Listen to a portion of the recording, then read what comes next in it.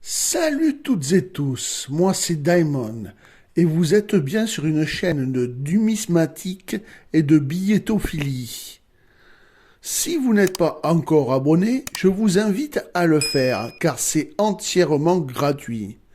Aujourd'hui, on va parler de billets qui se vendent entre 10 000 et 14 000 euros. Et dans cette vidéo, je vais vous apprendre à les reconnaître. Générique!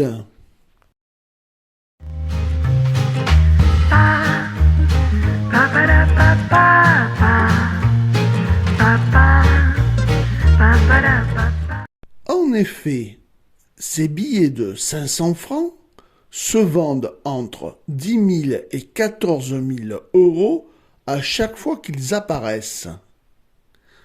Pour cela, 3 détails, mais tout d'abord, passons à la description normale du billet. Les caractéristiques du billet sont les suivantes. La période, c'est un billet de la Ve République. Le type de billet, c'était un billet courant de 500 francs. La devise, c'était des nouveaux francs. La composition est en papier. Les dimensions sont 153 mm par 80 mm et le format est rectangulaire. Ce billet a été démonétisé le 17 février 2012. Au recto du billet, le portrait de Pierre et Marie Curie.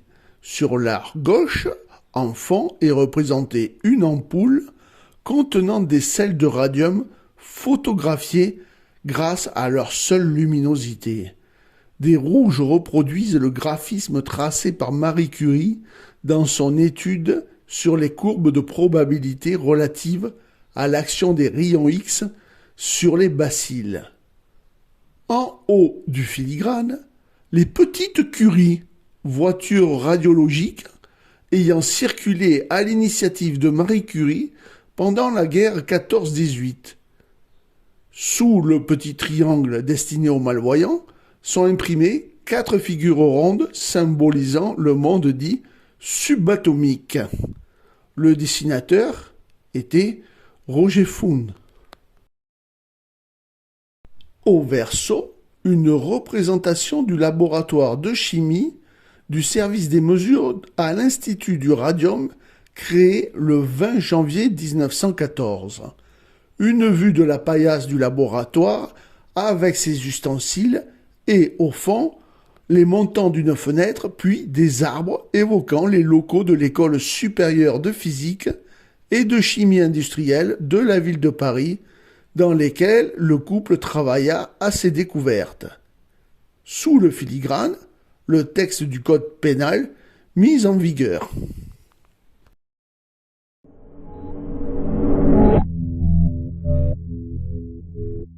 En quoi ce billet est-il différent des billets dits normaux de la même époque? C'est très simple. Tout d'abord, au recto, le nom de Pierre et Marie Curie ainsi que les dates sous le filigrane sont normalement sur leur billet normal sur 2 lignes. Sur le billet qui vaut très très cher, ils ne sont que sur une seule ligne. Donc là, vous avez déjà quelque chose d'extraordinaire si vous en trouvez un.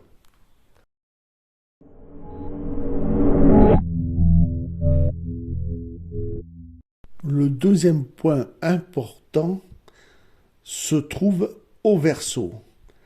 En effet, le billet de banque a été créé le 1er juin 1994 et il n'a été émis que le 22 mars 1995.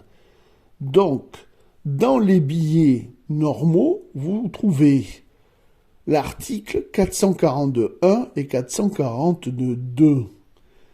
C'est l'article actuel des billets lors de leur sortie.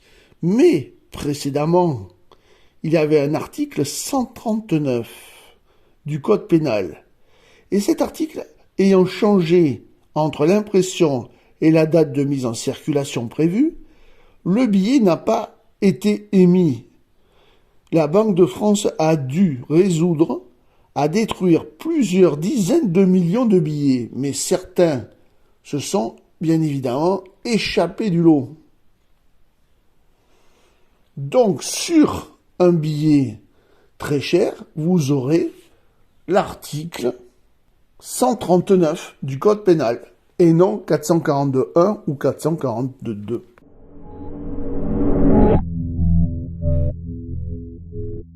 Le troisième point est que sur le billet normal, la configuration, tout au moins le schéma de la configuration atomique, est parfait.